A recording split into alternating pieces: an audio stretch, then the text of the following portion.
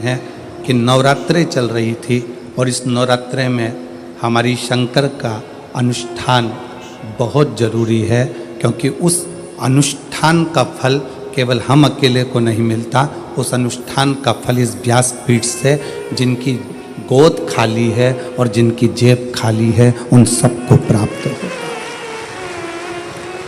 एक संत, एक साधु, एक तपस्वी, एक साधक, एक उपासक, एक गुरु कोई भी पूजन करता है, कोई भी अनुष्ठान करता है, कोई भी पाठ करता है, केवल उसके लिए नहीं होता। उसको जितने लोग फॉलो करते हैं, जितने लोग उसको सुनते हैं, जितने लोग उसको समझते हैं, जितने लोगों का उस पर दृष्टि पड़ती है, वो सारा पुण्य उन जीवों को प्राप्त होते चले जाते हैं। उन जीवों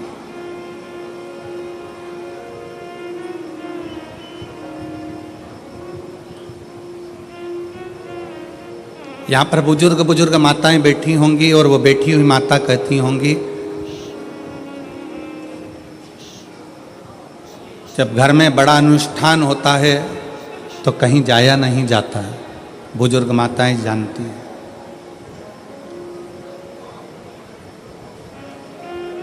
और प्रत्येक नवरात्रे में शिव और शक्ति में कोई भेद नहीं है, दोनों एक है। दोनों में कोई भेद। वो जैसे संत तुकाराम जी ने कहा था, राम कहो चाहे कृष्ण कहो, दोनों में कोई भेद नहीं। इसलिए उन्होंने एक शब्द दिया कि राम कृष्ण हरि जय, राम कृष्ण हरि, राम कृष्ण हरि जय, राम कृष्ण हरि, राम कृष्ण हरि जय, राम कृष्ण हरि, राम कृष्ण हरि जय, राम कृष्ण हरि, राम कृष्ण हरि जय, राम कृष्ण हरि, राम कृष्ण हरि जय, राम कृष्ण। पावन पावन नाम राम कृष्ण हरि, पावन पावन नाम राम कृष्ण हरि,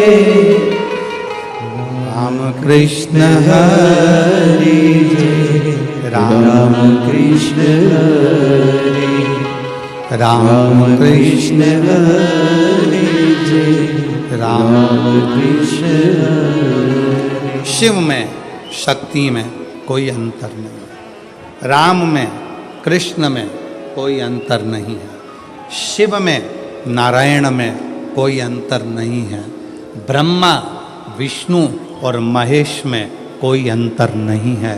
यह हमारी दृष्टि का भेद है, दृष्टि का। बेसन के लड्डू बना लो, चाहे बेसन की चक्की बना लो, चाहे बेसन की नुक्ती बना लो, उसमें दो चीज़ें बहुत ज़रूरी है। एक घी, जम के बोलो घी, दूसरा बेसन, तीसरा शक्कर। बेसन के लड्डू बनाओगे तो भी उसमें घी की ज़रूरत पड़ेगी, बेसन की ज़रूरत पड़ेगी, शक्कर की ज़रूरत पड़ेगी। बेसन की नुक्ती बनाओगे बूंदी, उसमें भी घी की ज़रूरत पड़ेगी, बेसन की ज़रूरत पड़ेगी, शक्कर की ज़रूरत पड़ेगी।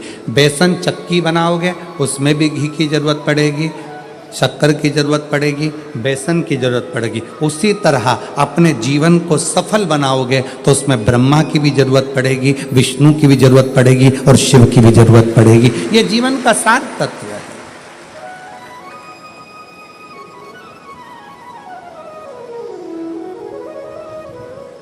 दुनिया कितनी भी भेद कर दे, कोई कहे हम राम वाले हैं, कोई कहे हम कृष्ण वाले हैं, कोई कहे हम नारायण वाले हैं, कोई कहे हम इस वाले हैं, कोई कहे हम उस वाले हैं, आपको भेद नहीं करना।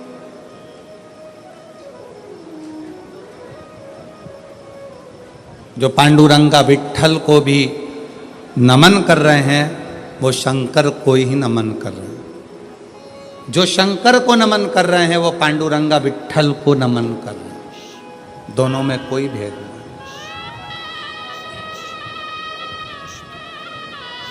आपकी दृष्टि पवित्र रखो, तुझ में रब दिखता है यारा में, हर एक में राम कृष्ण शिव हरि नजर आए, इससे बढ़कर सुख और क्या हो, क्या हो सकता।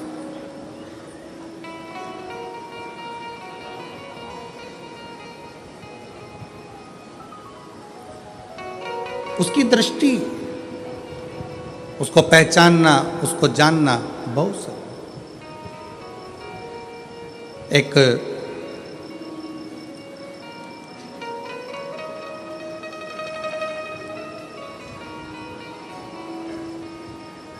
चित्ररथ नाम का एक राजा भगवान शंकर और मां जगत जननी आद्य शक्ति दुर्गा में भेद कर देता। शिव महापुराण का ये पवित्र चरित्र कहता है, शिव महापुराण की कथा कहती है, आप जब गीता प्रेस गोरखपुर की शिव पुराण अपने घर में लाकर अगर पढ़ेंगे तो उसमें आपको राजा चित्ररथ का चरित्र मिलेगा।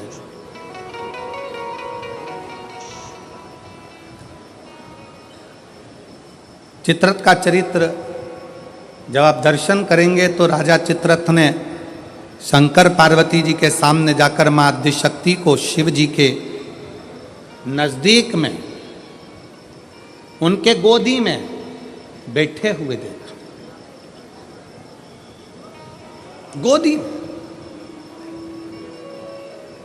भारत की भूमि पर ऐसे कई मंदिर हैं जिन मंदिर में शंकर जी की गोदी में पार्वती जी को बैठा हुआ दिखाया गया है।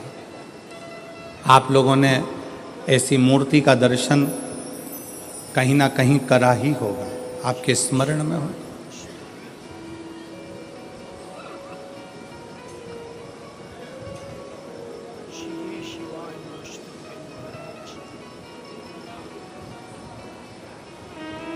शिव जी की गोद में मां आद्य शक्ति, मां दुर्गा भवानी, मां पार्वती जी बैठी हैं। इस गोद में श्री कार्तिकेय जी बैठे हैं और पार्वती जी की गोद में श्री गणेश जी महाराज बैठे हैं। जरा स्मरण करिएगा, कभी यदि आपके सामने ऐसा कोई फोटो, ऐसा कोई चित्र व्हाट्सएप पर, सोशल मीडिया में आए तो इसमें संशय मत करना, इसको समझना कि शिवजी ने अपनी गोद में, भगवान शंकर ने अपनी गोद में पार्वती जी को बिठाकर रखा है और पार्वती जी की गोद में श्री गणेश जी महाराज हैं। शिवजी की दूसरी गोद में, दूसरी जंघा पर भगवान श्री षडानंद कार्तिकेय जी विराजमान। और इस दर्शन को राजा चित्ररथ ने देख लिया। राजा चित्ररथ, और राजा चित्ररथ ने देखा, हंसने लगा। बताओ, जगत का पालनहारा, जगत का पिता और जगत धात्री मां दुर्गा, जगत को चलाने वाला, जगत का देवता, जगत का देवाधिदेव महादेव और जगत जननी दुर्गा, ये कैसे बैठे हैं? ये बैठे कैसे? महाराज,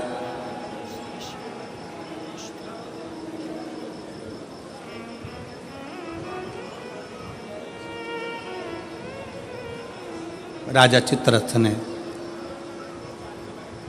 पार्वती जी को और शिव जी को बैठा देखकर मन में गलत भाव उत्पन्न कर लिया, गलत विचार।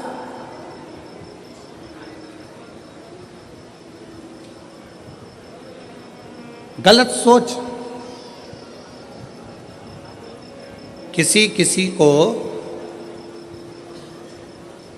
पूजन करते समय भी गलत गलत विचार आते हैं, किसी किसी को मंदिर जाते समय गलत गलत विचार आते हैं, किसी किसी को मंदिर में पूजन करते करते गलत गलत विचार आते हैं, किसी किसी को पूजन करते समय गंदगी दिखती है, गलत विचार आते हैं, स्त्री के बारे में, पुरुष के बारे में, उसकी अवस्था के बारे में, उसके नग्न स्वरूप के बारे में, उसकी चित्त वृत्ति में गलत गलत दृष्टियां आने लगती हैं।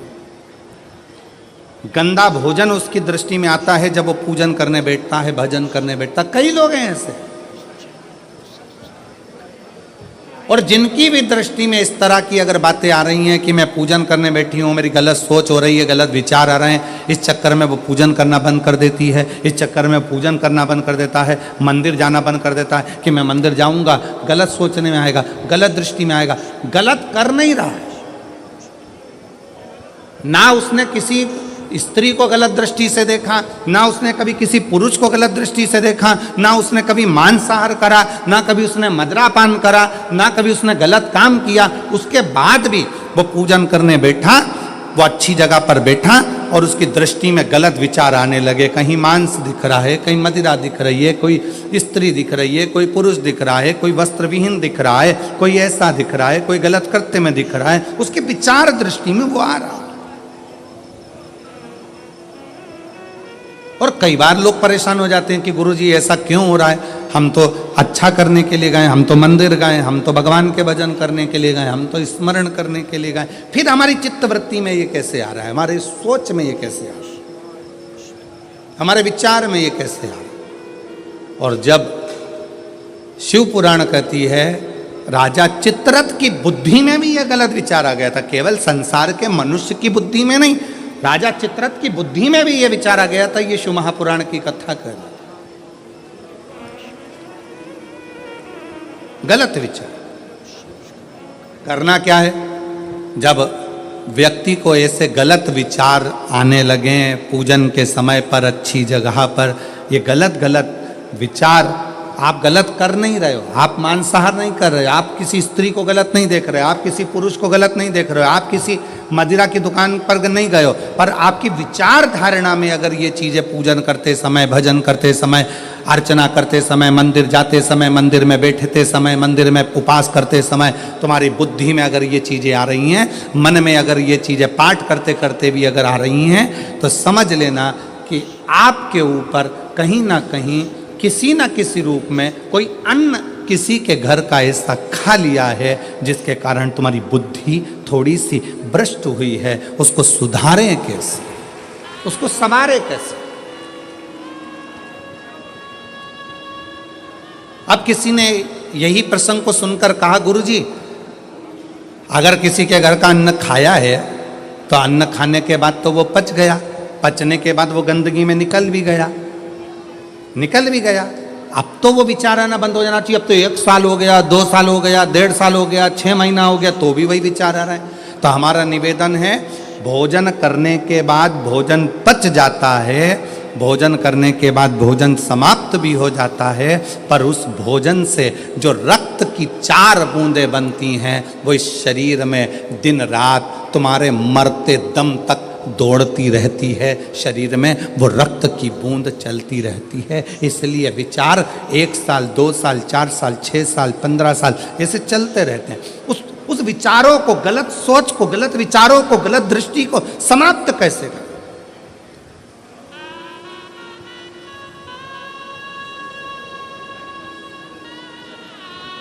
राजा चित्ररथ का चरित्र कर, तब राजा चित्ररथ ने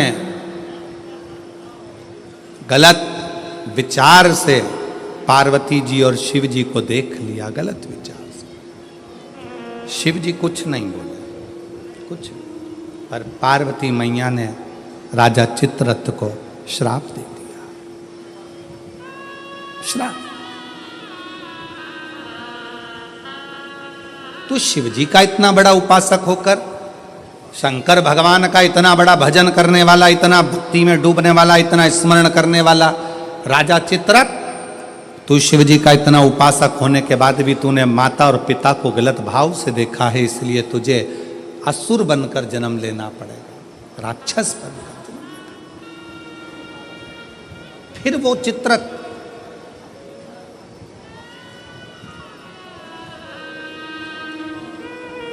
वृत्रासुर के रूप में जन्मा। क्या नाम हुआ था उसका? वृत्रासुर, जिसको इंद्र ने मारा था दधीचि ऋषि की अस्थियों से। गलत विचार। क्या करा जाए? राजा चित्ररथ को जब श्राप लग गया असुर बनने का, राक्षस बनने का, तो राजा चित्ररथ ने हाथ जोड़कर शिवजी से पूछा, मेरी मुक्ति का साधन बताओ। शंकर भगवान नहीं बोले। चित्ररथ तुमरुका जी के पास गया। तब तुमरुका जी जो वक्ता हैं, तुमरुका जी जो कथा कह रहे हैं, तुमरुका जी जो भगवान शिव का गुणगान कर रहे हैं, वो तुमरुका जी ने कहा, चित्ररथ एक काम कर, कामधेनु गाय का दूध का घृत ला और उस घृत से तू शिव का अभिषेक कर, शंकर का अभिषेक।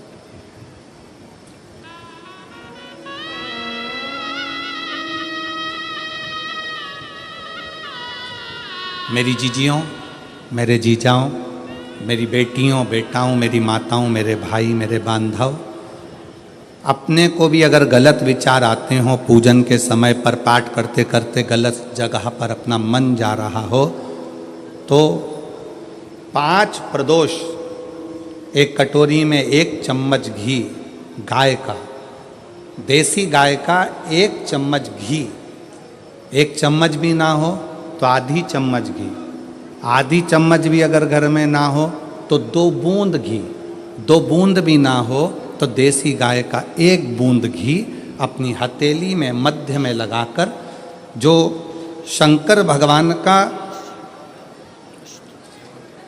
भगवान शिव जी का जो शिवलिंग होता है, उस शिवलिंग के ऊपर के भाग पर अपनी हथेली को रखकर, और जो अशोक सुंदरी वाली जगह है उस जगह पर अपनी हथेली का घर्षण करना चाहिए।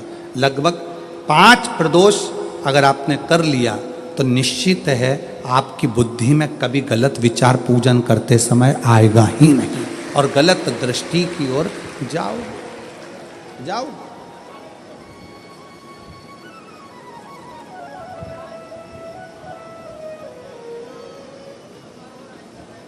वेद लक्षणा गाय, देसी गौ माता का घृत जीवन को एक आनंदता देता है।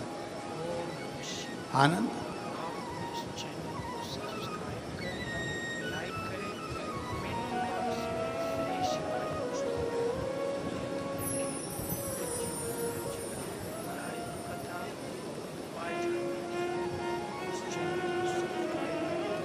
भारत के इतिहास में संसद भवन में बैठकर रात रात भर मंथन कर कर जो वक्फ बोर्ड बिल पर संशोधन किया गया, उसके लिए पूरे प्रशासन को बहुत बहुत साधुता, बहुत साधु। अब ये सब होने के बाद एक संसद में एक बात और पारित हो जाए कि गौ माता की हत्या बंद हो जाए, इससे बढ़कर कोई सुख, उससे बढ़कर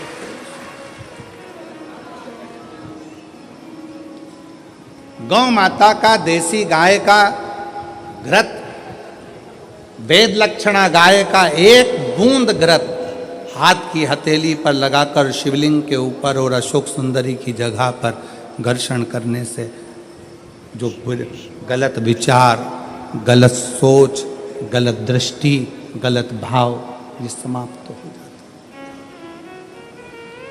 समाप्त हो।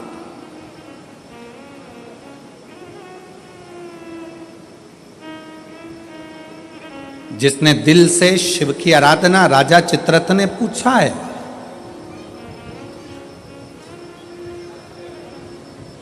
राजा चित्ररथ ने विचार किया कि ये राजा चित्ररथ कह रहे हैं कि मुझे बताओ कि मेरी मुक्ति कैसे हो, मोक्ष कैसे होगा। मैंने तो गलत सोच लिया, मैंने तो गलत विचार कर लिया, मैंने तो गलत दृष्टि रख ली, मेरी बुद्धि में तो ये गलत भाव आ गए, मुक्त कैसे। कल की कथा में कहा था, जीवन में कितना भी दुख आ जाए, कितनी भी तकलीफ आ जाए, कितना भी कष्ट आ जाए, उस ईश्वर को मत भूलो, ईश्वर को, शिव को मत।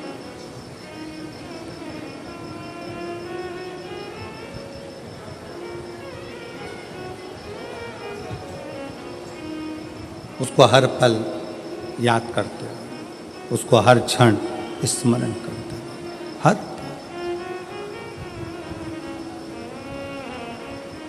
ओ भोले रे तेरे बिना भी क्या जीना, ओ बाबा रे तेरे बिना भी क्या जीना, फूलों की कलियों में, काशी की गलियों में, फूलों की कलियों में, काशी की गलियों में, तेरे बिना कुछ कहीं ना, तेरे बिना भी क्या जीना, ओ बाबा रे तेरे बिना भी क्या जीना, ओ शंभू रे तेरे बिना भी क्या जीना, फूलों की कलियों में, काशी की गलियों में, फूलों की कलियों में, काशी की गलियों में, तेरे बिना कुछ कहीं ना, तेरे बिना भी क्या जीना, ओ बाबा रे तेरे बिना भी क्या जीना, ओ शंभू रे तेरे बिना भी क्या जीना। उस शिव की हर पल याद करते रहो, हर घड़ी।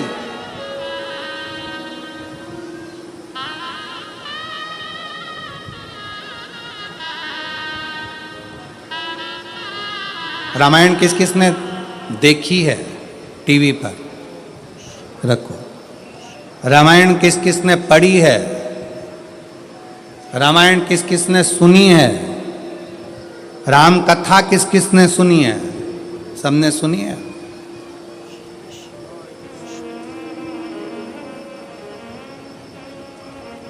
राम जी पर ऐसा कौन सा दुख था जो नहीं आया? विचार करिएगा। राज सिंहासन मिलने वाला था और 14 वर्ष के लिए, बोलो बोलो जम के बोलो, बन। आप कहते हो थोड़ा सा दुख आ गया, मेरी दुकान नहीं चल रही, मेरी नौकरी नहीं लग रही, मेरी सर्विस नहीं लग रही, मैंने इतनी मेहनत करी, सफलता नहीं मिल रही। अरे जिसके पास में सिंहासन आने वाला था, रात की रात उसको 14 वर्ष के लिए वन जाना पड़ जाता है। 14 वर्ष के लिए कितना बड़ा दुख होगा, जरा याद करिएगा। 14 वर्ष के लिए वन के लिए निकलते और थोड़े समय के बाद सूचना मिल जाती है कि पिता शांत हो जाते हैं, बाप पिता चले जाते हैं, बाप चले, पिता चले गए। दुख देखिए, सिंहासन गया, अपना राज्य गया, अपना गांव छोड़ना पड़ा, वन वन डोलना पड़ा, पिता चले गए। और दुख देखिए, आगे चलते हैं तो धर्म पत्नी भी चली जाती है। दुख देखिए, दुख। आप एक एग्जाम पास नहीं करते हो, माँ बाप ने आपको पाल पोस कर बड़ा करा और एक एग्जाम पास नहीं कर पाए, कोचिंग करने गए थे पुणे, कोचिंग करने गए थे कोटा, कोचिंग करने के लिए गए थे दिल्ली, कोचिंग करने गए थे मुंबई, कोचिंग करने के लिए गए थे लातूर, कोचिंग करने गए थे हैदराबाद। एक सब्जेक्ट नहीं निकल पाया, अंदर से टूट गए। और 20-25 साल के बेटे होकर, बेटी होकर, 25 साल के बेटा बेटी होकर रस्सी बांधकर सुसाइड कर लेते हो, जहर की पुड़िया खा लेते हो, पानी में डूबकर मर जाते हो। विचार करना, उस परमात्मा की जिंदगी में कितना दुख आया, हिम्मत नहीं हारी, आखिरी तक संघर्ष करते रहे, तो आखिरी में अयोध्या के राजा बनकर विराजमान हो गए। और आज के बेटा बेटी, जरा सा पति ने कुछ कह दिया, बहू का मुख खुल गया, जाकर मायके बैठ गई, अदालत में केस लगा दिया, इतना दुख दे रहे हैं, मेरी सास इतना दुख दे रही है, मेरे घर के लोग इतना दुख दे रहे हैं, मेरे परिवार वाले इतना दुख दे रहे हैं। अरे भगवान से प्रार्थना करना कि बहुत अच्छे लोग मिले हैं, ना जाने किस्मत में और कितना दुख लिखा होगा। दुख चाहे यहाँ लिखा वहाँ लिखा, उसको भोगना तो पड़ेगा, भोगना। अब ईमानदारी से बोलो, इतनी कथा तो आपने सुन ली,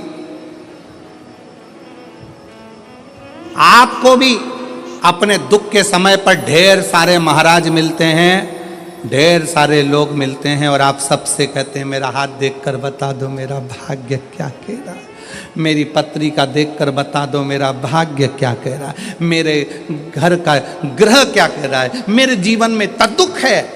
तुमसे ज्यादा राम जी को मिले थे गुरु विश्वामित्र जैसे, वाल्मीकि जैसे, गुरु बाबा, ढेर सारे आंत्री जैसे बड़े बड़े तपस्वी गुरु मिले थे। राम जी ने एक से भी नहीं कहा कि मेरा हाथ देखकर बताना, कि मेरी किस्मत देखकर बताना। राम जी ने केवल एक बात कही कि समय मिल जाए तो मुझे कथा सुनाना, अगर मैं कथा सुनूंगा तो मेरी व्यथा समाप्त होती चली जाएगी, इसमें मेरी प्रतिष्ठा है। राम जी ने इतने बड़े बड़े विद्वान मिले पर हाथ नहीं दिखाया, राम जी ने इतने बड़े बड़े विद्वान मिले पर अपनी पत्रिका नहीं दिखाई, राम जी ने इतने बड़े बड़े विद्वान मिले, किसी से नहीं पूछा कि मेरा दुख कैसे कटेगा, मेरी पत्नी चली गई, मेरा पिता चले गया, राज सत्ता चली गई, दर दर भटकना पड़ रहा है, 14 साल ठोकरे खा रहा हूं, मेरा भाग्य कैसे बनेगा। राम जी ने किसी से नहीं पूछा। जितने संत के दरवाजे पर राम जी जाते थे, हाथ जोड़कर संत पूछते थे क्या सेवा करें राघव, आपको क्या कहें। राम जी कहते थे बस कथा सुना दो, कथा सुना दो। क्यों? क्योंकि राम जी जानते थे दुनिया की सारी व्यथा केवल शिव कथा ही काट सकती है, इसके सिवाय कोई नहीं काट सकता। आप कथा कहो मुझे। जितने संत मिलते थे वो कथा कहते थे, कथा सुनते थे राघव, कथा श्रवण करते थे राघव, और अपने पथ पर चलते चलते पार्थिव शिवलिंग का निर्माण करते थे राघव। भारत की भूमि पर अयोध्या से लेकर लंका तक भारत सरकार ने राम पथ गमन बनाया है। पूरे राम पथ गमन पर चलकर देखिए, जितने राम पथ गमन पर राम जी के मंदिर नहीं मिलेंगे, जितने राम पथ गमन पर हनुमान जी के मंदिर नहीं मिलेंगे, जितने राम पथ गमन पर किसी देवता के मंदिर नहीं मिलेंगे, उतने राम पथ गमन पर केवल शंकर के मंदिर हैं। क्योंकि राम जी जहाँ रुकते थे वहाँ शिव का निर्माण करते थे, राम जी जहाँ रुकते थे वहाँ शंकर का निर्माण करते थे। क्यों? क्योंकि उनको मालूम है कि व्यथा मिटाने के लिए शिव की कथा बहुत जरूरी है, और शिव की कथा अगर हमारे अंदर आ गई तो व्यथा मिट जाएगी। और वही आज कथा कर रही है। आज शिव महापुराण की कथा क्या कर रही है? ये लाखों की भीड़, पंडालों में जगह नहीं है। आज कम से कम 11 लाख के ऊपर लोग होंगे, 11 से 12 लाख के ऊपर इस शाहदा की भूमि पर भक्त होंगे। पंडालों में जगह नहीं, गाड़ियों पर चढ़े हुए हैं, कहीं कहीं चढ़े हुए हैं, जगह कहीं नहीं पूरे पंडाल के अंदर। और इतनी भीड़ आज क्यों बैठी है? उसको मालूम है कि अब हम सब दूर भटक कर देख लिए, इसलिए राम जी को भी कथा ने ही व्यथा मिटाई थी, और हमारी भी जिंदगी में शिव कथा व्यथा मिटा देगी, तकलीफ मिटा देगी, कष्ट मिटा देगी, दुख मिटा देगी। वो व्यथा मिटाने के लिए शिव तत्व की कथा बहुत जरूरी है, बहुत बहुत। फूलों की कलियों में, काशी की गलियों में, फूलों की कलियों में, काशी की गलियों में, तेरे बिना कुछ कहीं ना, तेरे बिना भी क्या जीना, ओ बाबा रे तेरे बिना भी क्या जीना, ओ शंभु रे तेरे तेरे बिना भी क्या जीना। दुख किसके जीवन में नहीं आता। अच्छी दुकान चलते चलते बंद हो जाती है, फैक्ट्री चलते बंद हो जाती है, व्यापार चलते बंद हो जाता है, परिवार टूटने की कतार पर आ जाता है, भाई भाई का द्रोही हो जाता है, परिवार नाते रिश्ते कुटुंब कबीले सब बुरे होते चले जाते हैं। जब दुख आता है सब साथ छोड़ जाते हैं। उस दुख में ये विचार मत करना कि मुझे सुसाइड करना है, मरना है, या ये करना है या वो करना है। नहीं, दुख का सामना करना। सामना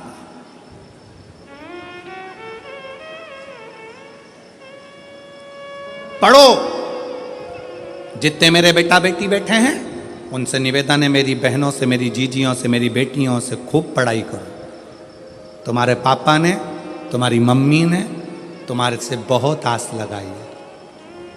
घर के लोग तो मना कर रहे थे कि बेटी को बाहर मत भेजो, पर तुम्हारे पापा ने जिद कर कर, माँ भी मना कर रही थी मत भेजो, आज का माहौल ठीक नहीं है।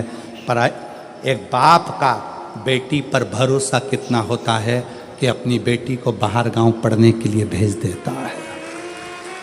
अपने बाप के, अपने पिता के, अपने पापा के भरोसे को टूटने मत देना मेरी बेटी।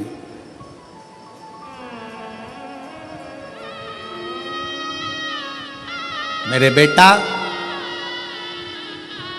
तुम्हारे पापा की जेब में इतना पैसा नहीं है कि तुम्हें बड़े बड़े कोचिंग सेंटर भेजे, बड़े बड़ा डिप्लोमा कराए, बहुत अच्छे शहर में पढ़ने भेजे, बहुत अच्छा कॉलेज, बहुत अच्छा स्कूल में एडमिशन कराए।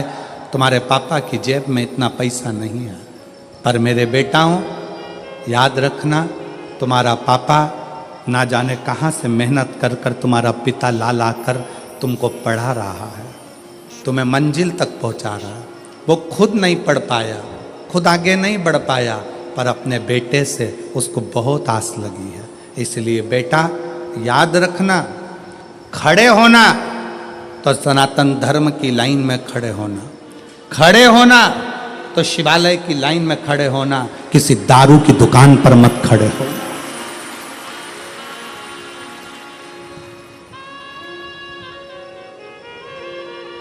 जब नवयुवक बेटा बेटी किसी दारू की दुकान पर खड़े दिखते हैं लाइन लगाकर, उनको देखकर दिल दुखता है कि पापा ने कितना पैसा खर्च कर कर पुणे पढ़ने के लिए भेजा है, बाहर गांव विद्याध्ययन के लिए भेजा है। थोड़ा सा आप सियोर वाले महाराज का कहना मत मानो, पर अपने पापा का मुख तो देखो।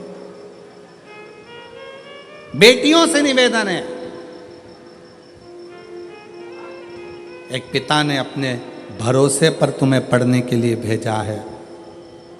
ये जो फालतू फालतू के जो ये लफड़े हैं ना, ये मुझे चाहता है, वो मुझे चाहता है, ये मुझे चाहता है, वो मुझे चाहता है, ये प्यार मोहब्बत, ये सब दिखावे के हैं। 4 दिन की चांदनी,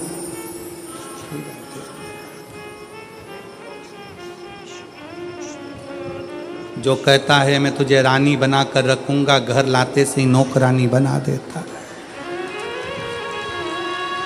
इसलिए सावधान, सावधान, सावधान। अपने पिता के अरमानों को टूटने मत दो।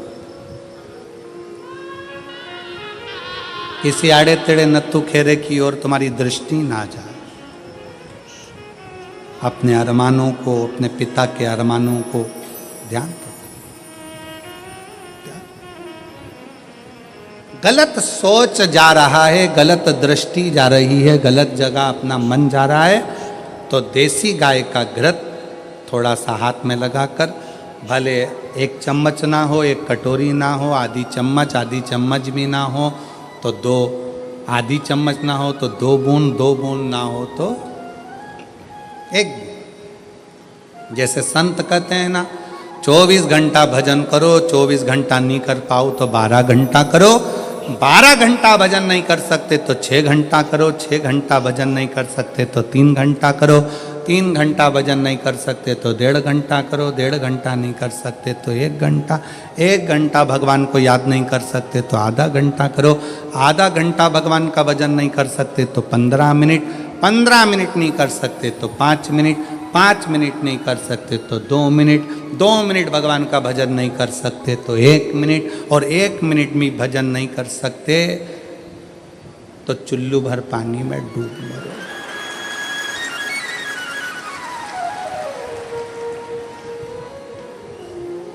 इससे जोरदार कोई बात नहीं हो सकती।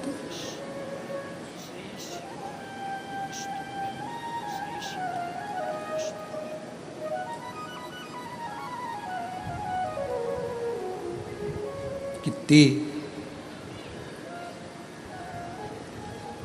20 दिन की तैयारी देखो आप।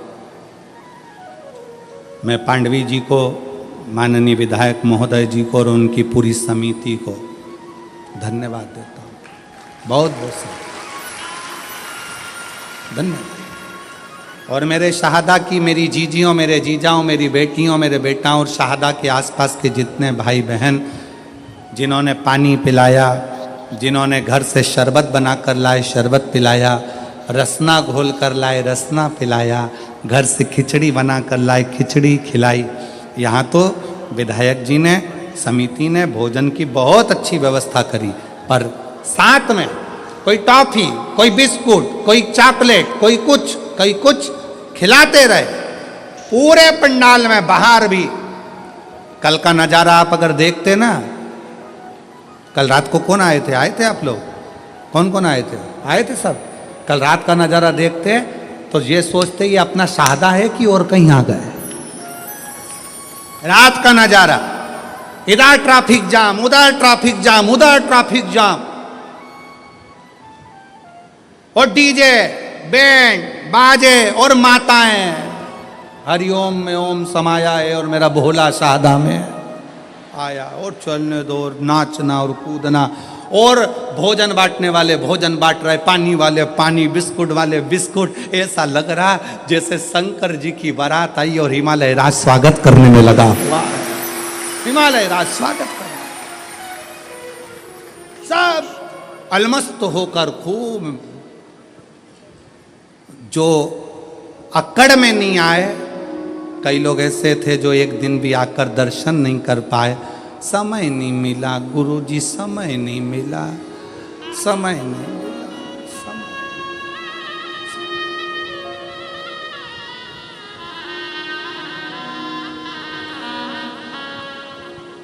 अरे भाई, इससे अच्छा समय और क्या होगा? बताओ जरा, ईमानदारी से बोलो, इससे अच्छा समय क्या होगा? कोरोना जैसी बीमारी आई, मोहल्ले के 4-6 निपट गए, तू बचा रह गया। इससे जोरदार समय और क्या लेकर आएगा?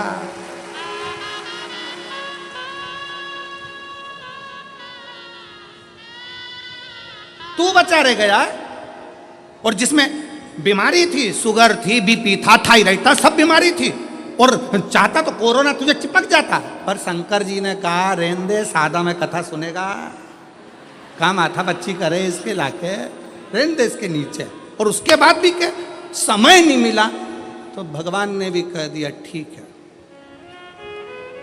इतनी जोरदार कथा का आनंद नहीं ले पाया, समय नहीं मिला। मैंने तुझे कोरोना से बचाया इसलिए था कि सादा में जब विधायक जी कथा कराए तो आ जाना, तुझे बोले कौन? अरे भाई, मौका मिले, क्रिकेटर भी इंतजार करता रहता है कि बस ऐसी गेंद आने दो, ऐसा छक्का लगाऊंगा कि बाउंड्री पार। इंतजार करता है क्रिकेटर भी।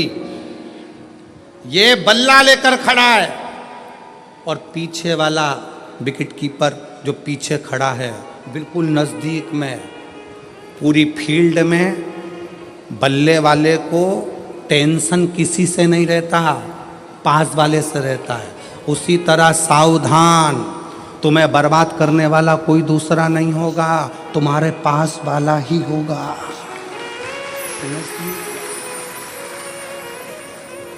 वो गेंद फेंकेगा तब तक तो दौड़ जाओगे, उधर से गेंद आएगी तब तक भाग जाओगे, एक रन बना लोगे। टेंशन पीछे वाले से है, बिल्कुल पास में खड़ा है, तैयारी में, गेंद आए और दूं विकेट में।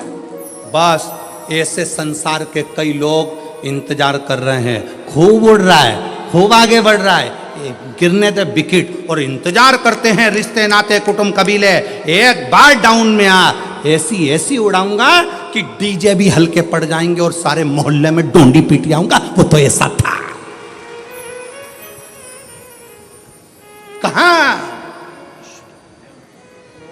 इसलिए हर दिन, प्रत्येक दिन आपके लिए अच्छा है। ये मत सोचो कि दान मुझे कल करना है, भजन मुझे कल करना है, परसों करना है, कल कभी नहीं आता। इसलिए आज का जो दिन है वो बड़ा सुंदर दिन है। दान भी करो, भजन भी करो, कीर्तन भी करो, स्मरण भी करो, भोजन भी करो। अभी अपने दांत अच्छे हैं, सोफा सेट पूरा अच्छा है, तो चने गुड़ सब खाओ। मक्का की रोटी, ज्वार की रोटी, बाजरा की रोटी हमारे अग्रवाल जी ने रोज खवाई।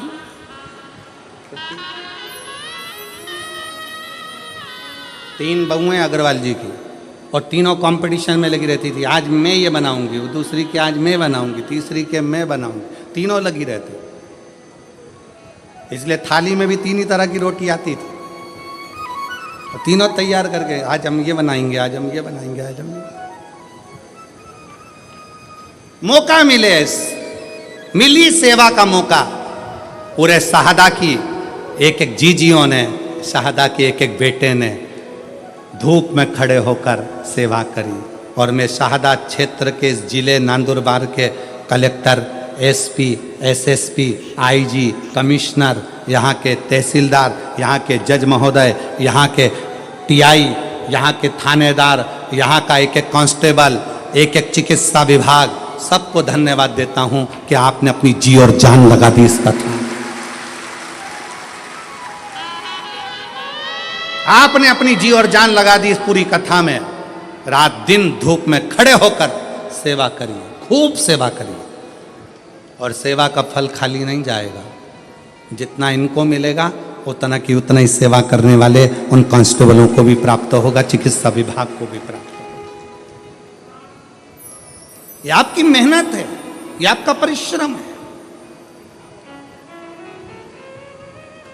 और खाली ना जाता कोई दर से तुम्हारे, खाली न जाता कोई दर से तुम्हारे, मैं भी खड़ी हो नंदी बाहें फसारे, अपने हृदय से लगा लगा लो, गिरा जा रहा हो, उठा लो, उठा लो, भोले अपने दर से अब तो न टालो, गिरी जा रही हो, उठा लो, उठा। एक विश्वास चित्ररथ ने पूछा। शिव महापुराण की कथा कहती है, राजा चित्ररथ का चरित्र कहता है, मैंने गलत दृष्टि से सोच लिया, मैंने गलत दृष्टि से विचार कर लिया, मैंने गलत दृष्टि से देख लिया, इसलिए अब मैं कैसे शिव को रिझाऊं, मुझसे पाप हो गया, पाप कर्म हो गया। कथा में कहा था, कितना बड़ा भी पाप कर्म हो जाए तो भी शंकर के मंदिर जाना मत छोड़ना, श्री शिवाय नमस्तुभ्यम बोलना मत छोड़ो। अपने दरवाजे पर भी स्टिकर चिपका दो। कौन सा? श्री शिवाय नमस्तुभ्यम। हो सकता है कि मेरी जिंदगी में मैंने बहुत पाप किया हो, गलत कृत्य किया हो, पर ये घर तेरा है, गाड़ी पर लिखा दिया श्री शिवाय नमस्तुभ्यम, ये गाड़ी तेरी है, मेरा नहीं, मेरा नहीं। अपना नाम लिखोगे तो वो तो कहीं पर भी छूट जाएगा। लोगों ने लिख दिया अपना खुद का नाम कमला फार्म हाउस, फिर लिख दिया बिमला निवास, शादी करी तो अंगूठी में लिख दिया वी, गले में पेंडिल बनवाया तो उस पे लिख दिया के कमला। मेला घूमने गई तो हाथ पे लिखवाई आई कमला बाई, लिख दिया उसने।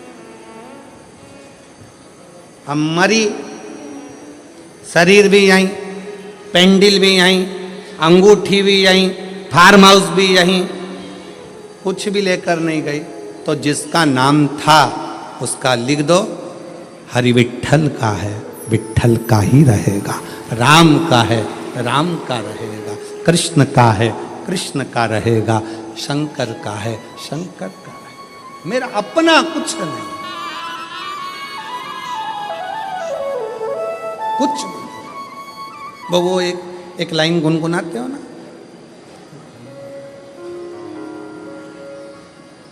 भंवरे ने खिलाया फूल फूल को ले गया,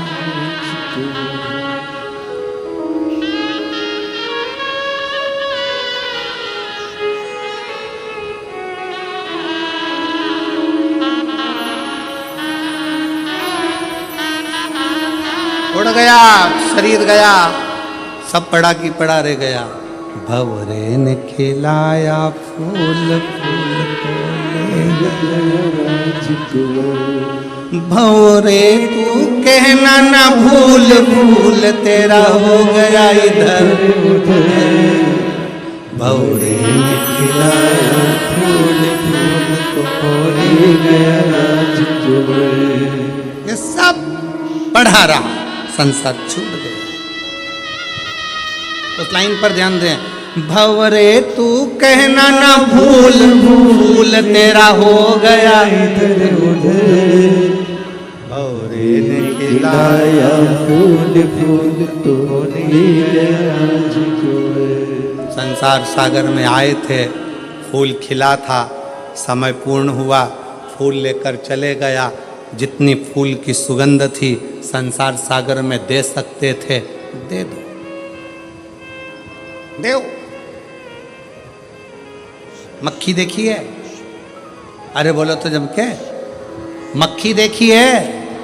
अच्छी जम के बोलो, देखी है? अच्छा,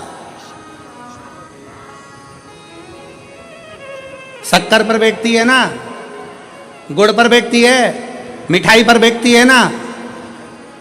रात के समय पर शक्कर का डिब्बा खोल कर रख दो, रात के समय पर गुड़ का डिब्बा खोल कर रख दो, रात के समय पर गुलाब जामुन खोल के रख दो, रात के समय पर रसगुल्ला खोल के रख दो, मक्खी आएगी? नहीं। मक्खी बहुत समझदार होती है।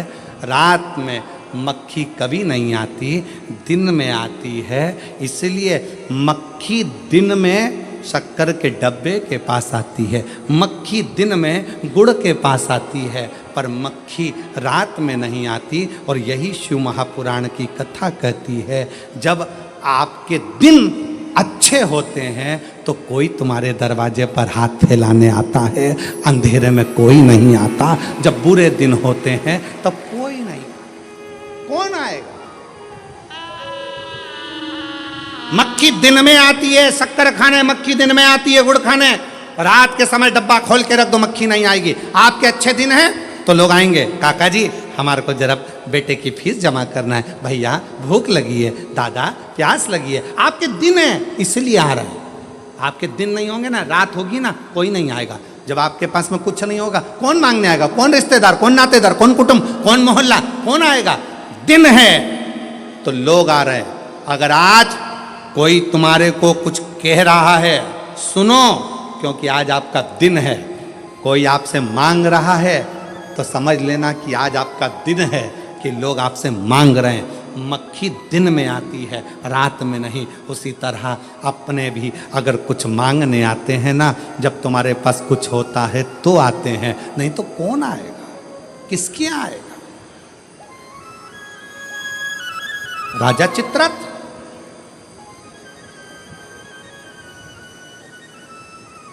और राजा चित्ररथ ने हाथ जोड़कर प्रार्थना करी, मेरी गति सुधार, गति, गलती हो गई,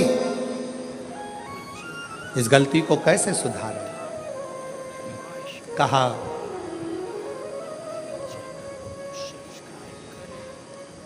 एक दिन भूलवश, यदि भूलवश बेल पत्र के वृक्ष की मिट्टी मस्तक चढ़ जाएगी, उस दिन तेरी गति सवर जाएगी, गति सवर जाएगी, तेरा दुख समाप्त, दुख मिट जाए। महाराज शिव कथा कह रही है, भगवान शंकर का चरित्र कह रहा, शिव पुराण कह रही है। बृहस्पति बाबा का अपमान इंद्र की सभा में हो गया। देवगुरु बृहस्पति का अपमान। राजा इंद्र इतनी सत्ता में डूबा हुआ था, इतने वैभव में डूबा हुआ था, इतने आनंद में डूबा हुआ था कि गुरु भी आए तो सम्मान नहीं कर पाए।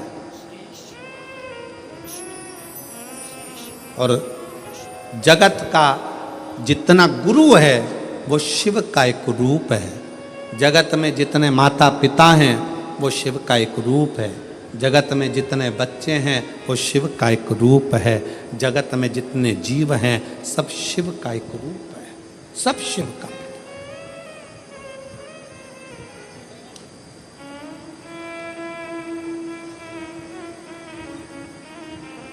देवगुरु बृहस्पति जी का अपमान हो गया, चलेगा।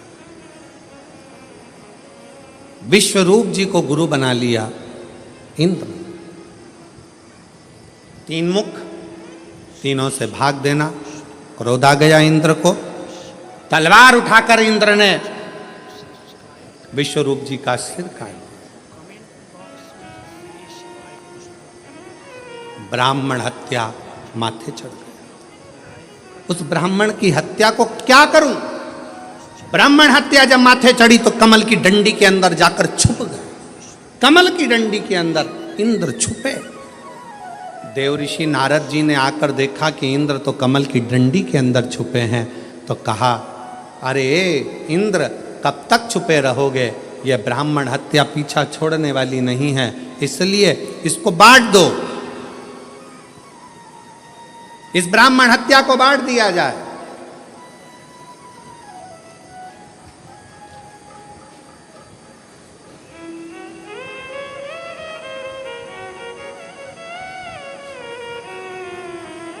पाप कैसे बंटता है?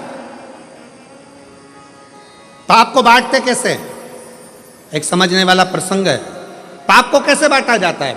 इस ब्राह्मण हत्या को बांटो, पाप बांटा कैसे जाए? शिव महापुराण का एक संवाद आता है। एक राजा ने ब्राह्मणों का भोजन रखा, संतों का भोजन रखा, नगर में भोजन रखा, भोजन बन रहा था, खीर तैयार हो रही थी। तैयार होते होते खीर, इतनी देर में एक चील उड़ती उड़ती आई, सांप को पकड़ा, लेकर चली। वो सांप खीर में गिर गया, उसका विष खीर में पड़ गया। खीर में पड़ा, किसी का स्मरण नहीं हुआ। जितने संत भोजन कर रहे थे वो सब मर गए,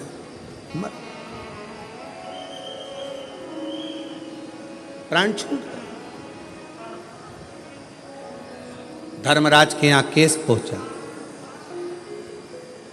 और धर्मराज के यहां पर बात पहुंची। धर्मराज जी से पूछा गया, बताओ इतने सारे संत और ब्राह्मण मरे हैं, इनका पाप किसके माथे पर दोगे? चील अपना पेट भरने के लिए भोजन ले जा रही थी, उसको सांप खीर में गिरा, उसको जो भोजन बना रहा था उसको, या जो भोजन करा रहा था उसको, या राजा जिसने भोजन ब्राह्मणों को खिलवाया उसको जिसने निमंत्रण दिया था। धर्मराज मौन होकर बैठ गए। समय आएगा तब इस पाप को किसके माथे पर चढ़ाना है वो बता दिया जाए। ये ब्राह्मणों के मरने का पाप किसके माथे पर देना है, समय आएगा तब बता दिया जाएगा। इंतजार किया गया। इंतजार करते करते नगर की एक महिला ऐसी थी, एक स्त्री ऐसी थी जो दिन रात राजा को कोसती थी। बताओ कैसा खोलना राजा है, इतने बामनों को खा गया, ब्राह्मणों को खीर खिला दी, ब्राह्मण मर गए, संत मर गए, संत मर गए, राजा ऐसा राजा वैसा, राजा ऐसा राजा वैसा, खूब कोसती। अब फिर धर्मराज से पूछा, अब बताओ कि ब्राह्मणों के मरने का, संतों के मरने का पाप किसके माथे पर रखना है। तो धर्मराज ने कहा, जो ये स्त्री राजा की निंदा कर रही है ना, गालियां दे रही है ना, इसी के माथे पर ये पूरा की पूरा पाप चढ़ा दिया जाए। पूरा पाप, पूरा पाप। ऐसी गलती हम लोग भी करते हैं। ऐसा नहीं कि नहीं करते। मंदिर कोई पूजन करने जा रही है ना, कोई मंदिर में अगर एक लोटा जल चढ़ाने जा रही है ना, कोई मंदिर में दिया लगाने जा रही है ना, कोई पशुपतिनाथ का व्रत करने जा रही है, कोई प्रदोष का दर्शन करने जा रही है, कोई मंदिर में झाड़ू लगाने जा रही है, कोई मंदिर में सफाई करने जा रही है, तो कई माताएं उस पर ताना कसती हैं, ये चली सती सावित्री। ये देखो, ये चली, इतनी बंठन के जाने की जरूरत क्या है, मंदिर जा रही। ऐसा ना जाने कितने कितने लोग दिन भर बैठे बैठे दुकान पर, व्यापार में, ना जाने कहाँ मंदिर जाने वालों को, कथा में जाने वालों को, सत्संग में जाने वालों को कोसते रहते हैं, और उसके जीवन का सारा पाप उसके माथे चढ़ जाता है और उसका पुण्य समाप्त होते चले जाता है। अच्छा कहो, वाणी ऐसी बोलिए, जम के बोलो जरा, जो मन का आपा खोल। फिर से बोलो, वाणी ऐसी बोलिए जो मन का आपा खोए। पर आज के जमाने में वाणी ऐसी बोलिए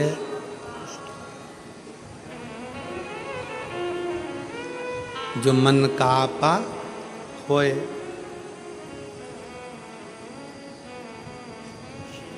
सोच समझकर, विचार कर कर अच्छा बोलने का प्रयास करो। अच्छा,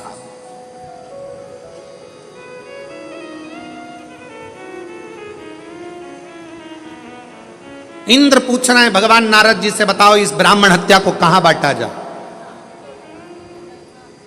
इस ब्राह्मण की हत्या को कहां बांटे। उत्तर दो। देव ऋषि नारद ने कहा कि यह काम करो, पृथ्वी के पास जाओ। पृथ्वी, हमसे ब्राह्मण हत्या का अंश ले लो। पृथ्वी ने ब्राह्मण हत्या का अंश लिया तो पृथ्वी का बंजर भाग ब्राह्मण हत्या का अंश है। पृथ्वी पर जो वृक्ष लगते हैं, वृक्ष में जो गोंद लगती है, वो ब्राह्मण हत्या का अंश है। इसलिए तुम्हारे बहू के यहाँ संतान हो, उसे गोंद का लड्डू खिलाओ, मना नहीं है। पर जन्माष्टमी का कार्यक्रम हो या रामनवमी का कार्यक्रम हो, भगवान के प्रसाद में गोंद नहीं डालना चाहिए। गोंद का लड्डू भगवान को भोग नहीं लगता। गोंद की मिठाई भगवान को भोग नहीं लगती, क्योंकि उसमें ब्रह्म हत्या है। फिर कहा, इस ब्राह्मण हत्या को मैं कहां दूं, तो नारद जी ने कहा जल को दो। जल नारायण ने हाथ जोड़कर पूछा, क्या बात है इंद्रदेव। इंद्रदेव कहते हैं, ब्राह्मण हत्या लीजिए, हम आपको कल कल करते बहाते रहेंगे।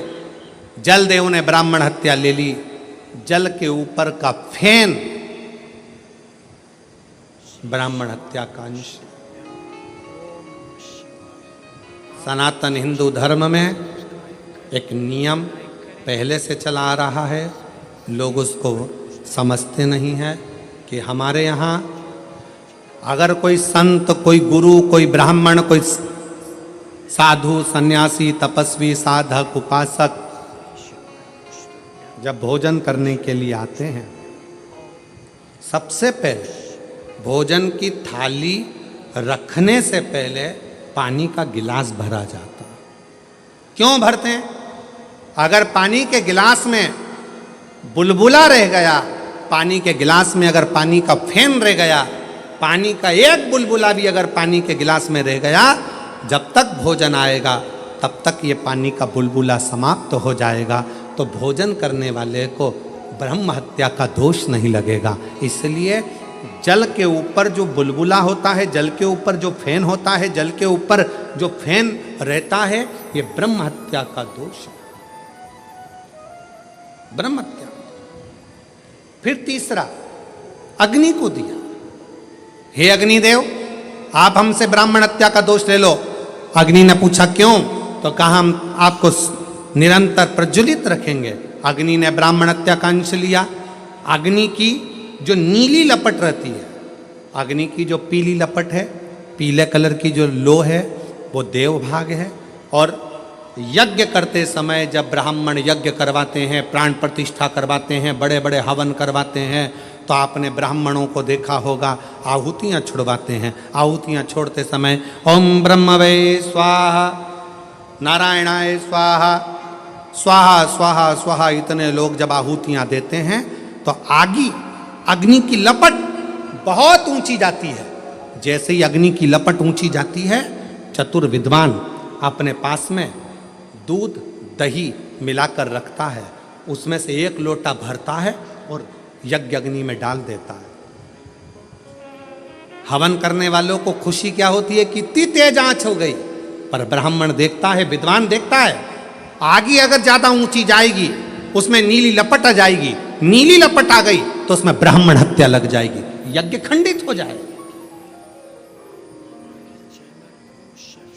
यज्ञ करता ब्राह्मण ये देखता है अगर इसमें नीली लपट आ गई तो हमारी प्राण प्रतिष्ठा, हमारा यज्ञ, हमारा अनुष्ठान खंडित हो जाएगा। इसलिए आहुति देते समय ब्राह्मण अग्नि पर ध्यान देता है। आग ज्यादा ऊंची हुई, उसने तुरंत एक लोटा दूध दही भरा और यज्ञ कुंड में डाल दिया, जिससे आग नीची हो जाए, अग्नि नीची हो जाए। अग्नि जैसे ही बढ़ेगी तो उसमें पीली लपट की जगह ऊपर नीली लपट आ जाएगी, और नीली लपट आई कि उसमें ब्राह्मण हत्या लग गई, और ब्राह्मण हत्या लगी कि वो यज्ञ खंडित हो गया, उस यज्ञ का प्रमाण ही नहीं रहा।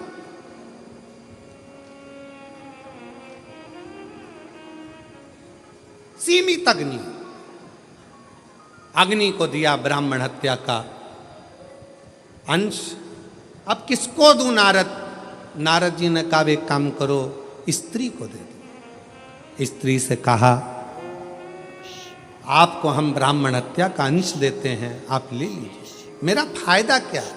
कहा आपको प्राण छूटने तक हम सुंदर बनाकर रखेंगे। स्त्री ने कहा ठीक है, युवान अवस्था आपकी बना कर रखें। स्त्री ने ब्राह्मण हत्या का अंश लिया।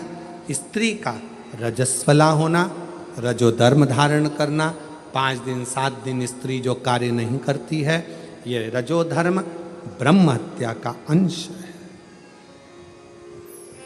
4 स्थान पर ब्राह्मण की हत्या को इंद्र ने बांट दिया। तब इंद्र कमल की डंडी से बाहर निकले, सिंहासन पर बैठने लगे। तब त्वष्टा बाबा ने यज्ञ कर कर वत्रासुर को उत्पन्न करा। ये वही वत्रासुर है जो शंकर और पार्वती में भेद कर दिया था, गलत दृष्टि से देख लिया था। वत्रासुर ने शिव जी से मांगा था, प्रभु मेरा कल्याण कैसे होगा? कहा दधीचि ऋषि जो मेरे उपासक हैं, जिनका बेटा पिपलाद जनमानस का कल्याण करेगा, वो दधीचि ऋषि मेरे सिवा किसी को नहीं भजें। उन दधीचि ऋषि की अस्थियां, हड्डियां तुम्हारे शरीर पर लगेगी और तुम्हारा कल्याण हो जाएगा। वत्रासुर के साथ में इंद्र का युद्ध हुआ। इंद्र हारने लगे। गुरु जी के पास गए, गुरुदेव बताओ नारद जी किससे युद्ध लड़ूं, कैसे लड़ूं, कैसे जीतूंगा? कहा दधीचि ऋषि के पास जाओ, दधीचि बाबा से अस्थियां मांगो, भारत की भूमि के वो संत दधीचि ऋषि जिन्होंने बिना सोचे समझे अपनी अस्थियों का दान दे दिया, मांस पूरा खत्म हो गया, हड्डी हड्डी दधीचि ऋषि को दे दी। दधीचि ऋषि ने इंद्र को दे दी। इंद्र ने विश्वकर्मा जी को बुलाकर शस्त्र बनवाए। उस शस्त्र से बत्रासुर के साथ में युद्ध हुआ। दधीचि ऋषि की हड्डी का स्पर्श, दधीचि ऋषि की हड्डी का स्पर्श, एक शिव भक्त की हड्डी का स्पर्श जब बत्रासुर जैसे असुर को हो जाता है तो बत्रासुर भी अपने प्राण त्याग कर शंकर के धाम में कैलाश में जाकर विराजमान हो जाता है। कैलाश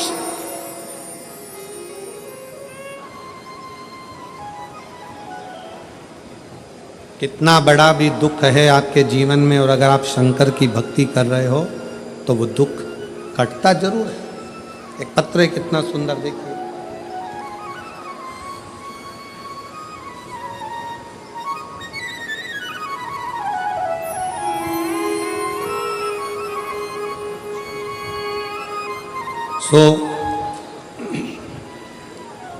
उज्जवल एकनाथ सिंह राजपूत, मुकाम पोस्ट दणाईचा, जिला धुलिया, महाराष्ट्र की रहने वाली।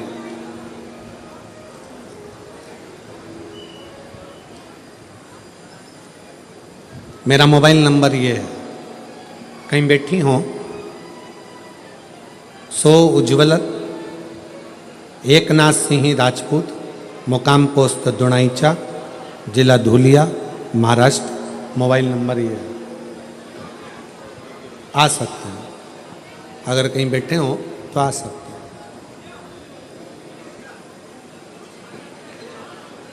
गुरुदेव,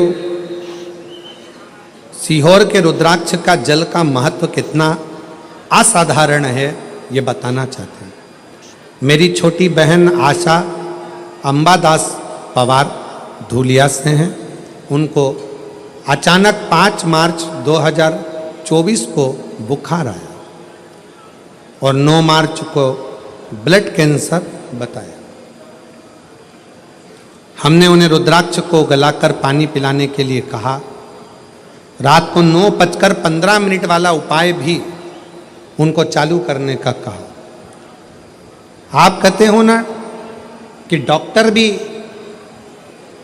भगवान का एक रूप है। हम तुरंत डॉक्टर के कहे अनुसार उसे नासिक के लोटस हॉस्पिटल में एडमिट किया। वहाँ उसे कीमो देने लगे। कीमो की वजह से उसकी तबीयत ज़्यादा खराब होने लगी। हर 2 दिन बाद उसे ऊपर से ब्लड देना पड़ता और कीमो देना पड़ता। हमने विचार करा कि अब यहाँ तो इसको आराम नहीं लग रहा तो हम उसको नासिक में बॉम्बे के जसलोक हॉस्पिटल में ले गए। वहाँ सभी डॉक्टर उसकी जांच करने लगे।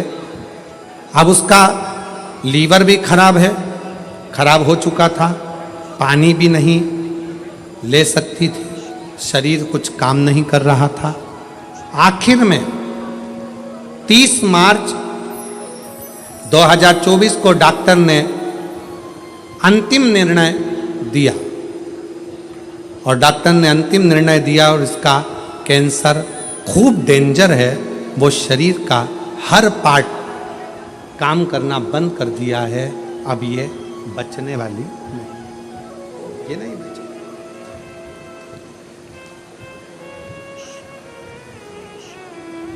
गुरुदेव, 4 दिन हमने मुंबई के उस हॉस्पिटल में और रखा। डॉक्टर ने तो जवाब दे दिया कि इसको ले जाओ, ये जिएगा, ले जाओ।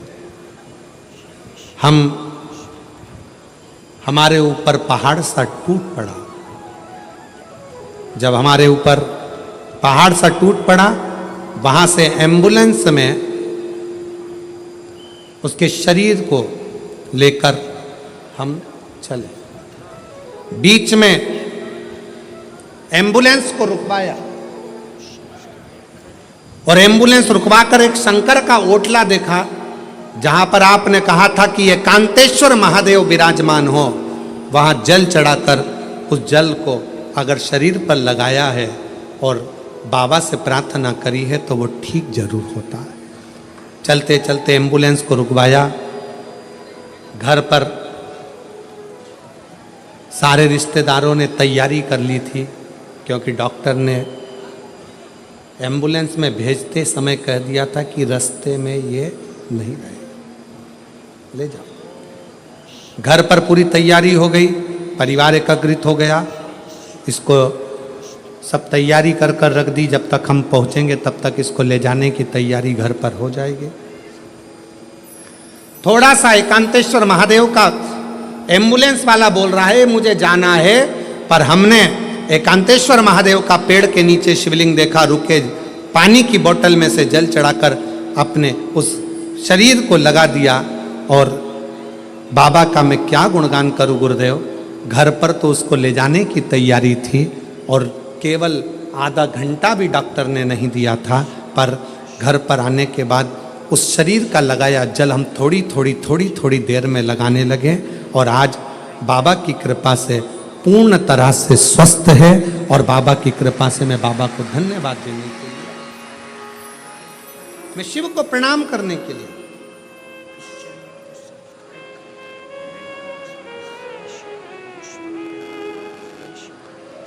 अब इसमें एक लाइन लिखी है कि डॉक्टर भी आश्चर्य में है। आप पढ़ें इस लाइन को जरा, आप पढ़ेंगे तो आपको, डॉक्टर भी आश्चर्य में है कि ये कैसे हो सकता, किस तरह से हो सकता। महाराज तेरी कृपा बिना एक भी अणु लेते हैं श्वास तेरी कृपा से तनो तनो। बखान क्या करूं मैं राखों के ढेर का, चपटी भभूत में खजाना कुबेर का। गंगाधार मुक्ति द्वार ओंकार तू, भोले ओंकार तू। अब एक पत्र और देखिए, आया जरा इस पत्र को देखिए।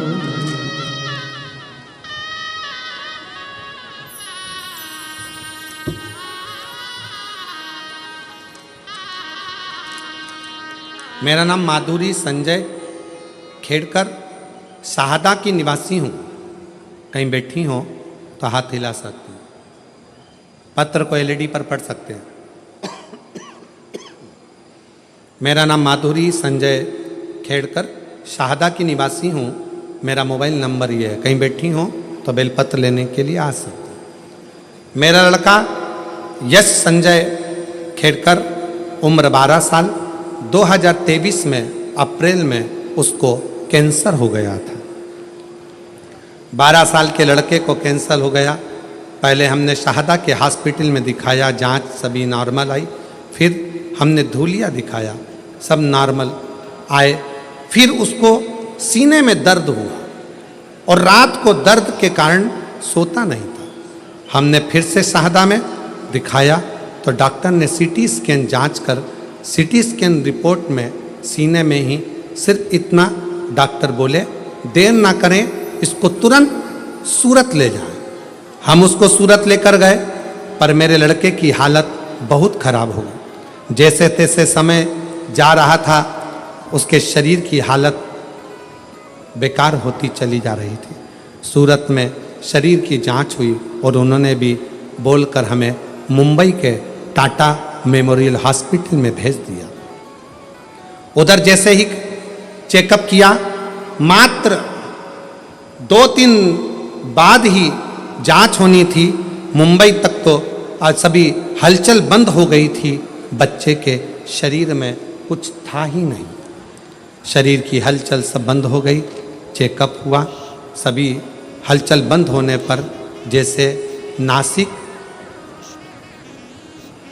हॉस्पिटल के लिए, वहाँ से मुंबई के लिए जा रहे हैं, हॉस्पिटल में पहुँचे और बताया कि इसकी जांचें तो सब बिगड़ चुकी है, शरीर पूरा जा चुका है, क्या करें?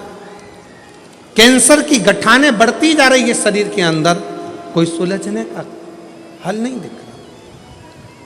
6 महीना भी ये पूरा नहीं रह सकता। इस बच्चे को ले जाओ, डॉक्टरों ने हाथ ऊंचे कर कर भेज दिया, समझ नहीं आता क्या करें। गाड़ी का ड्राइवर कहता है, मैडम आप हमारी गाड़ी लेकर जा रहे हो, पर एक बात कहूं, बन सके तो सीहोर का अगर रुद्राक्ष मिल जाए ना, तो इस बच्चे को अब भी पानी पिलाना चालू करो, अंतर आएगा।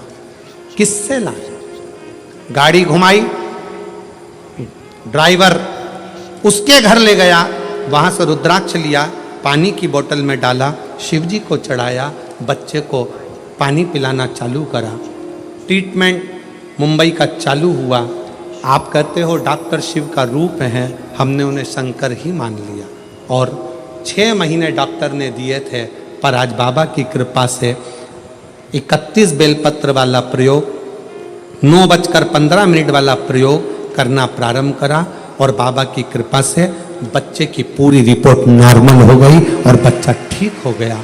बाबा को प्रणाम करना। एक शिव की भक्ति, अगर कहीं बैठे हो तो आ सकते हैं, कहीं बैठे हो। श्री माधुरी संजय खेड़कर, शाहदा की निवासी हूँ और मोबाइल नंबर ये है, लड़के का नाम यश संजय खेड़कर, उम्र 12 साल। कहीं बैठे हो तो बेलपत्र के लिए आ सकते हैं। एक विश्वास किसको कहते हैं? भरोसा किसको कहते हैं? भक्ति किसको कहते हैं?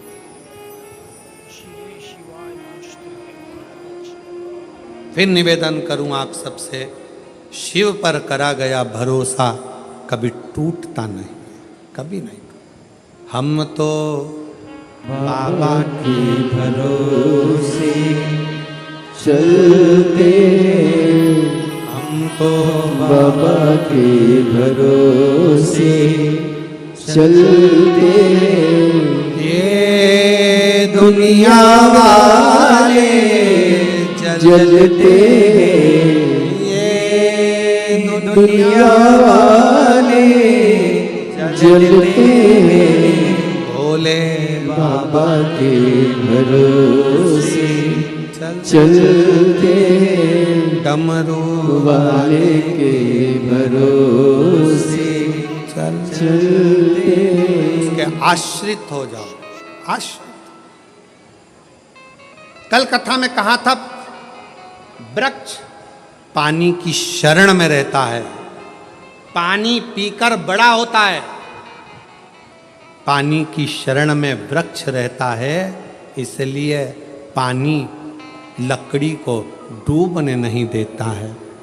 उसी तरह आप और हम शिव की शरण में रहेंगे, शंकर का नाम लेकर आगे बढ़ते रहेंगे, तो शंकर भी संसार में डूबने नहीं देता। शिव डूबने नहीं देता। क्यों डूबने?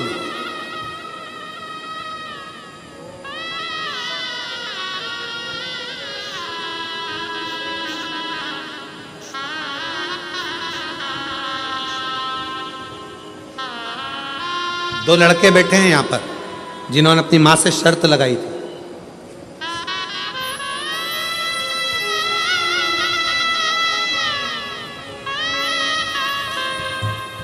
मेरे पति का नाम ज्ञानेश्वर मधुकर पाटिल है, मेरा नाम आशा पाटिल है, मेरा मोबाइल नंबर ये है। हम जिला धूलिया, गांव तरवाड़े की रहने वाली हूँ। कहीं बैठी हो तो हाथ हिला सकते। मेरे 2 लड़के हैं, एक 21 साल का है, एक 19 साल का है। दोनों लड़कों ने शर्त लगाई अपनी मां से,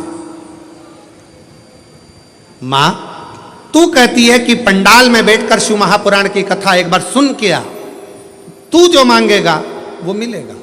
दोनों लड़कों ने कहा, मां ऐसे बहुत सारे बाबा आते हैं, दिन भर कहते हैं कहाँ कहाँ जाते रहोगे। फिर भी माँ ने नहीं माना, तू एक बार तो कथा सुनने जा। और धूलिया में आपकी कथा चल रही थी और मेरे दोनों लड़के उस कथा के पंडाल में बैठ गए।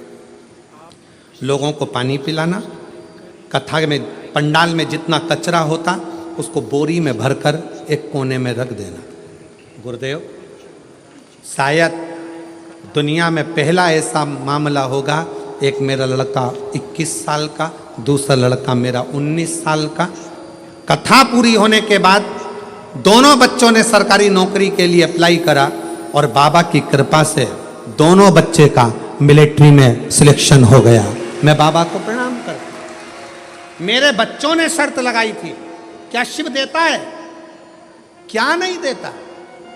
एक बार दिल से मैं फिर कहूंगा, ये कथा तो आज विराम हो जाएगी। 5 तारीख को, 11 तारीख को रतनगढ़ राजस्थान में कथा 1 बजे से 4 बजे तक चालू हो जाएगी। आपको मौका मिला था 5 दिन इस पंडाल के सम्मुख में बैठकर बाबा के चरणों में अपने दिल की बात कहकर उससे विनय कर जाओ। उसकी भूमि को, उस रज को छूकर अपने हृदय से लगाकर प्रार्थना कर कर जाओ, शंकर तुम मेरे पिता हो शिव, अपनी बेटी का, अपने बेटे का कल्याण कर। उससे विनय।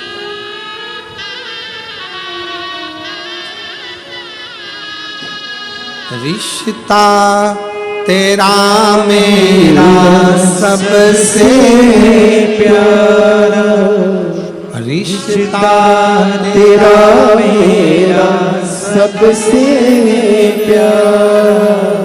तू मेरा बाबा, मैं मैं हूँ हूँ तेरा लाला, मैं हूँ तेरा लाला। तू मेरा बाबा, मैं मैं हूँ हूँ तेरा लाला, मैं हूँ तेरा लाला। दोनों बेटों की जॉब लग गई, दोनों का सिलेक्शन। क्या नहीं देता?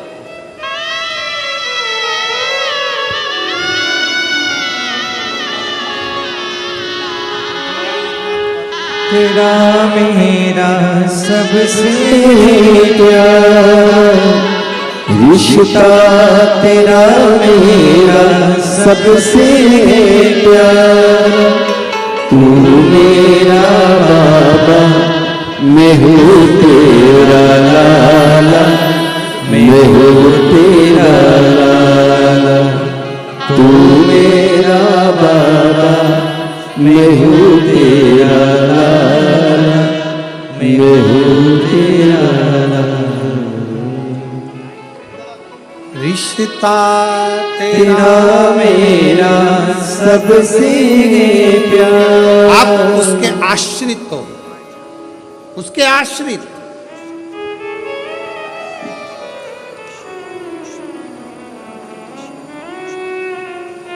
वो दीदी अभी गई मंच पर आकर कह रही थी, डॉक्टर ने कह दिया था 6 महीने की है, जाओ। उनकी बहन को कैंसर था, जाओ। शिव है।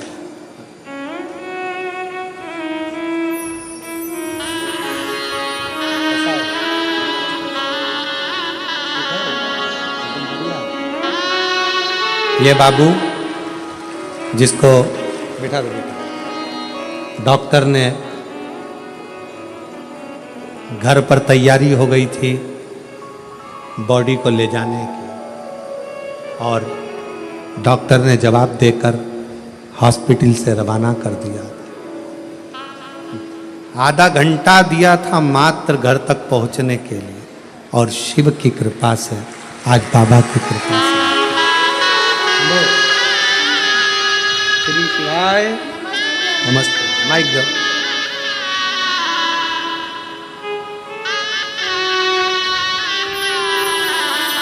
बोलो श्री शिवाय नमस्ते। श्री शिवाय नमस्तुभ्यं। शंभो।